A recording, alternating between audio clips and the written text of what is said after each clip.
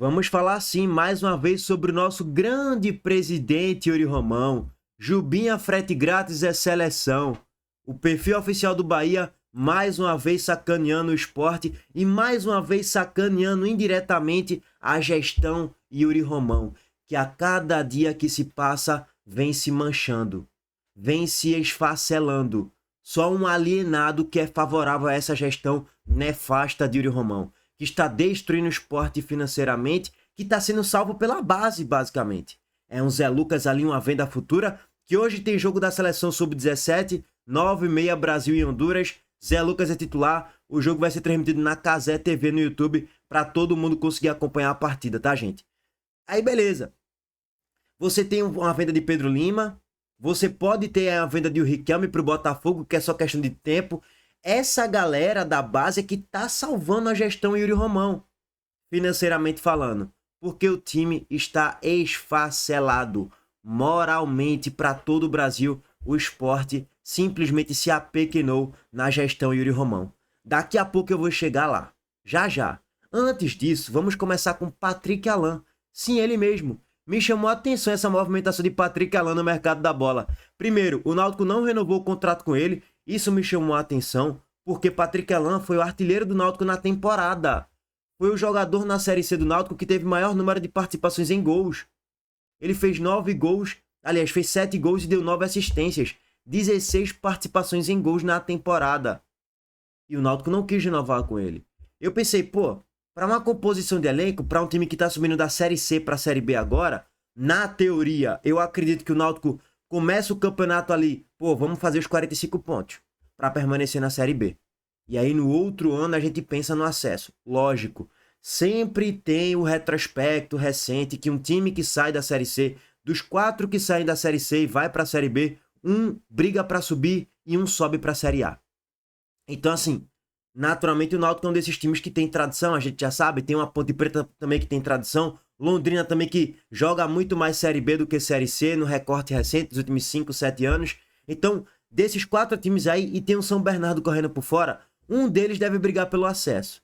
Só que assim, é mera futurologia cravar quem vai ser. E aí o ponto é o seguinte, pô, eu acho que o Náutico briga pra não cair no primeiro momento. Patrick Alan pra jogar 20, 30 minutos, eu não seria totalmente contra não, se eu torcesse pro Náutico, sendo bem sincero. Até porque é o cara da bola parada, é o cara da finalização de longa distância, é o cara que tem um passe interessante, beleza. Falta um pouco mais de intensidade, talvez. Sofreu uma lesão séria aí na reta final da Série C, mas será que não seria útil pro Náutico? A minha impressão olhando de fora, pelo que eu acompanho do Náutico, eu vejo muitos jogos, eu acho que ele poderia ser útil para uma composição na Série B. Beleza. Dito isso, o Náutico não renovou o contrato com ele e ele vai pro Santa Cruz jogar a Série C. Excelente contratação pro Santa Cruz. Os próprios números dizem isso, né? Nessa temporada ele foi artilheiro do Náutico na Série C, pô. É um cara que tem uma bola parada absurda em comparação à média da Série C. Ele se destaca, deve estar na segunda ou até primeira prateleira de uma Série C. Finalização de média a longa distância também é acima da média. Passe é acima da média. Cara, tu tem Patrick Alan para uma Série C? Excelente contratação pro Santa Cruz. E a gente já vê o Santa Cruz se movimentando para 2026, né? Contratou o goleiro Gabriel Souza, que foi do Bahia lá atrás. Contratou o zagueiro Jansson, o lateral direito Pedro Costa do Remo, o lateral esquerdo Alex Juan. Eu não conheço tanto essa galera e agora tá fechando o contrato, pré-contrato com Patrick Alan. E o volante Andrei, ex-Vasco, ex-Coritiba, gosto. Acho que é um bom jogador para a Série C também. O Santa Cruz está negociando com ele. Aparentemente, pelas primeiras movimentações do Santa Cruz, o Santa Cruz vai se fortalecendo, né? Lógico, é muito precoce cravar qualquer tipo de coisa, mas sem dúvidas que a contratação de Patrick Alan agrega e agrega demais para uma Série C. Além de Patrick Alan, o Santa Cruz tem ali o William Júnior, né, no meio campo para ser o cabeça pensante. E que cabeça Patrick Alan tem, viu lá ele. Mas assim, ter um Patrick Alan e o William Júnior na meiuca, eu acho que ajuda. Galhardo para uma Série C, eu fico com muitos pontos de interrogação na minha mente. Será que ele vai ter uma intensidade para jogar uma Série C? Acho que ele pode ajudar pontualmente ali para uma composição, mas para ser um titular, acho que o Santa Cruz precisa de um jogador de mais intensidade e de mais qualidade também. Bom, vamos aguardar, até porque o próprio Galhardo não foi tão decisivo na reta final assim da Série C, né? De vez em quando ele fez um gol ali importante e tal, mas a participação dele na maior parte do tempo não agregava tanto ali ao grupo. Na questão da recomposição defensiva, na intensidade nas transições, é um jogador de certo modo mais lento, mais preguiçoso. Enfim, acho que para uma Série C, Thiago Galhardo pode agregar sendo banco. É mais ou menos por aí. Sobre Elvis, se especulou muito de Elvis indo para o Santa Cruz, né? Gente, Elvis, entre aspas, tem as mesmas características do que Patrick Alain. Só que tem um combo que pesa pró Patrick Alain e contra Elvis. Elvis é muito mais pesado fisicamente. Gente, Elvis tá gordo, gente. A cada ano que passa, Elvis vai se inviabilizando numa Série B. E ele tá se inviabilizando numa Série C também. Beleza que é um cara da bola parada, beleza que é o cara da finalização de longa distância ou de média distância, beleza que é um cara do passe, mas tá muito pesado fisicamente. Se Elvis ficar trincado, reduzir o percentual de gordura, treinar forte, sem dúvidas que, pô, Elvis é um ótimo jogador. É um bom jogador até pra Série B, pra quem briga ali pra não cair. Ele vai te ajudar ao longo de uma temporada, não pra ser um titular, mas pra composição. Agora, pra uma Série C, porra, sensacional, Elvis. Pra mim é o mesmo patamar ali de Patrick Alain. Talvez seja até um pouco melhor tecnicamente falando, mas a questão física afunda Elvis e naturalmente melhora um pouco mais Patrick Alain. Se você acha que Patrick Alain não é muito intenso, de fato ele não tem toda aquela intensidade, Elvis é 3 vezes pior nesse aspecto aí, tá? Bom, dito isso, acho que é uma boa pro Santa. Régua passada de Patrick Alain. Agora vamos falar sobre o nosso ilustríssimo presidente Yuri Romão. Para quem não sabe, acho que todo mundo tá por dentro. Luciano Juba, mais conhecido lá na Bahia como Jubinha frete grátis, foi convocado para a seleção brasileira, convocação justíssima. Fizemos um vídeo sobre ele ontem, vou deixar o link aqui no card. Naturalmente, essa convocação de Juba, ela traz mais uma vez a memória para o torcedor do esporte, para mim pelo menos, não o pênalti que Juba perdeu na Copa do Nordeste, não o pênalti que Juba perdeu contra o São Paulo na Copa do Brasil, nada disso. Me lembra mais uma vez da gestão ridícula, nefasta de Yuri Romão, que ele não renovou o contrato de Juba, quando em 2022 Juba já apresentava sinais de evolução gritantes, já tinha 19 participações em gols em 2022. E naquela, até a metade ali da Série B de 22, Juba tava jogando muita bola, garoto da base do esporte. Tu tinha que firmar um contrato com ele por mais 2 anos, pelo menos. Tu tinha que renovar o contrato com ele e aumentar um pouco o salário. O que é que a gestão do esporte fez? Nada. E aí chegou um período que Juba poderia assinar um pré-contrato com qualquer outro clube. O Bahia foi lá, o grupo City Esperto, observou o potencial de Juba e ele continuou 2023 jogando muita bola, arrebentando no Pernambucano, na Copa do Nordeste, na Série B. O Bahia foi lá, observou a oportunidade de mercado e contratou Luciano Juba. De graça. O Sport não ganhou R$1 na negociação. Eu gosto muito de falar sobre esse caso porque mostra o quão incompetente é essa gestão de Yuri Romão. Depois da merda que ele percebeu que ele fez, a gestão dele, aí ele começou a blindar outros jogadores para que isso não se repetisse. Como foi o caso de Pedro Lima, o caso agora mais recente de Zé Lucas e vários outros garotos da base que o Sport foi firmando contratos longos, depois da M que essa gestão fez, no caso Luciano Juba. Bom, pelo menos serviu de lição nessa questão aí de Juba frete grátis, porque a gente sabe que, meu irmão, se Juba tivesse 2, 3 anos de contrato, era no mínimo 15, 20 milhões que o Bahia teria que pagar ao Sport, no mínimo, fora o percentual que o Sport ainda ia ter numa venda futura, que Juba deve ser vendido no futuro para algum outro clube do exterior aí, da Europa, não sei, e ainda mais sendo convocado para a seleção brasileira, Juba deve ser vendido por no mínimo 100 milhões de reais.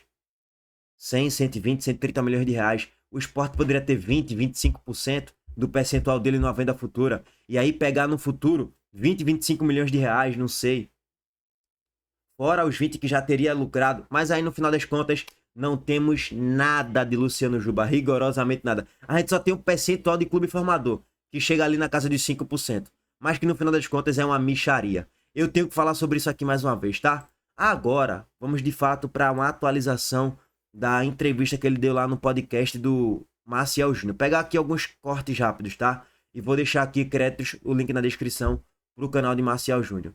Vamos lá, vamos ouvir o que o Yuri Romão tem a dizer. Vamos desaprender sobre futebol agora. Críticas. A gente entende que a oposição, o clube, quando tá vencendo, o esporte quando tá vencendo, ele de uma efervescência, né, gigante. Imagine quando ele está num momento extremamente adverso, como nós estamos agora no momento. Tá? Então, hoje, a oposição tem teve aí o ganho, né, de massa, né, vamos chamar assim, por conta dos resultados. Né? Sabe o que me espanta? Ele tá falando que. Não, ele tá atribuindo as críticas à gestão dele à oposição. Não, a oposição ganhou uma massa popular. Não, Yuri Ramon, entenda, não é oposição de porca. Esqueça a política, cara. Esquece isso aí, meu irmão. Não é questão de oposição, não. É que a sua gestão é ridícula. O Sport é a lanterna virtual rebaixado desde a 10ª rodada. A oposição, de fato, é a torcida do Sport inteira. 99% da torcida que usa o cérebro para pensar e raciocinar é contra a sua gestão. O Sport é humilhado a cada declaração que você venha dar a público. Naquela reta final de Série B que você fala, não, veja só, um empate pode ser que fique a gente, pode ser que fique ele, pode ser que fique os dois. Na reta final de Série B, Ilha do Retiro lotado, o Sport precisando subir para a Série A. Você dá aquele tipo de declaração. Foi constrangedor para a torcida do Sport. E o Sport acabou empatando e acabou ficando na Série B por causa da sua gestão. Falta mais pulso firme, firmeza. Você não tem nenhuma. Aí, além das suas declarações ridículas, detonando a Ilha do Retiro, falando que a Ilha do Retiro não tem a capacidade de comportar jogos grandes, falando que a Ilha do Retiro tá ultrapassada e que a imprensa tem que fazer campanha basicamente contra jogos do Sport na Ilha do Retiro em jogo grande, porque uma catástrofe pode acontecer. Foi manchete no Brasil inteiro. Aí a oposição querendo atribuir a questões políticas as críticas de Yuri Romão. Pelo amor de Deus. Fiasco no futebol. Chacota nacional em contratações. Chacota nacional no caso de Jubinha, frete grátis, né? Foi para a seleção brasileira, saiu de graça. Chacota nacional em Copa do Nordeste, aqui em regional, vai na Copa do Nordeste. Mas que reverbera no Brasil também. Foi vice pro Fortaleza, vice pro Ceará. E outra, né? Além de tudo isso, é bom deixar bem claro, salários atrasados. FGTS atrasado. Não é oposição não, cara. Esquece isso de política. Sua gestão é horrorosa. Não sei se você percebeu isso ainda. Então, assim, o torcedor tá dando mais ouvido à oposição. E eu vejo que a questão de pedido de impeachment, essa coisa toda, tem a ver muito mais com o querer enfraquecer a atual gestão, até porque esses pedidos não têm nenhuma sustentação, né, administrativa, jurídica, não tem nada, é só fumaça. É mais uma forma, né, de uma tática, né, de enfraquecer a gestão, de jogar a opinião pública contra a gestão.